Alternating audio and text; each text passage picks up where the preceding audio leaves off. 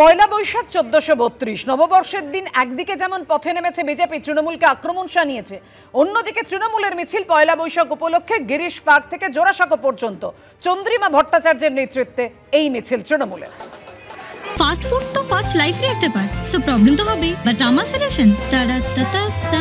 5 দশক ধরে গ্যাস অম্বল ও পেটের সমস্যার একমাত্র সমাধান গ্যাস নল। তাদের প্রত্যেকের হাতে রয়েছে এক একটা মুখোশ। বাংলা নববর্ষকে জানান দিতে এবং বাংলা নববর্ষকে স্বাগত জানাতে আমরা দেখতে পাচ্ছি একদম বর্ণাঢ্য শোভাযাত্রা, এবং এই বর্ণাঢ্য শোভাযাত্রা ধীরে ধীরে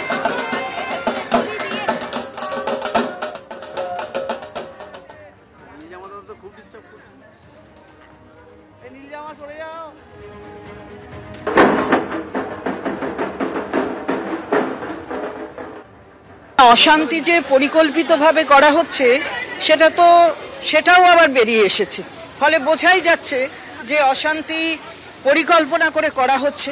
ভোট আসলেই এরকম ধরনের অনেক পরিকল্পনা তৈরি হয়, সেটাও আবার সামনে চলে আসে। মানুষ বুঝতে পেরেছে যে কিসের জন্য কি হচ্ছে, এটা মানুষ বুঝতে পেরেছে।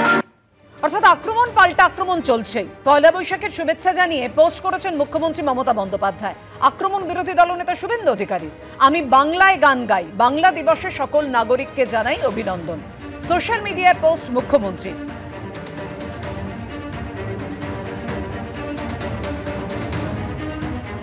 পাল্টা পোস্ট শুভেন্দু অধিকারী।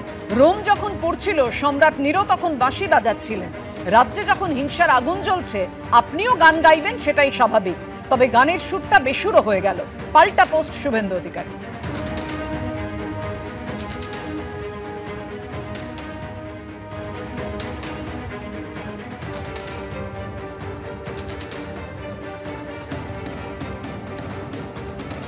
তৃণমূল সরকারকে নিশানা করে পয়লা বৈশাখে পথে নেমেছে বিজেপি।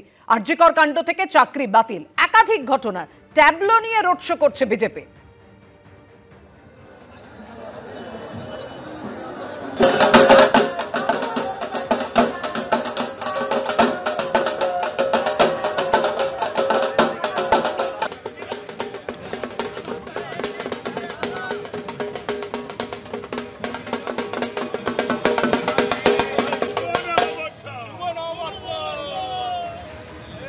ঢাক বাজিয়ে আপনারা দেখতে পাচ্ছেন একেবারে তৃণমূল সরকারকে নিশানা করে আরজিকর কাণ্ড থেকে চাকরি বাতিল, একাধিক ঘটনার ট্যাবলো নিয়ে এভাবেই রোড শো করছে বিজেপির নেতাকর্মী সমর্থকরা।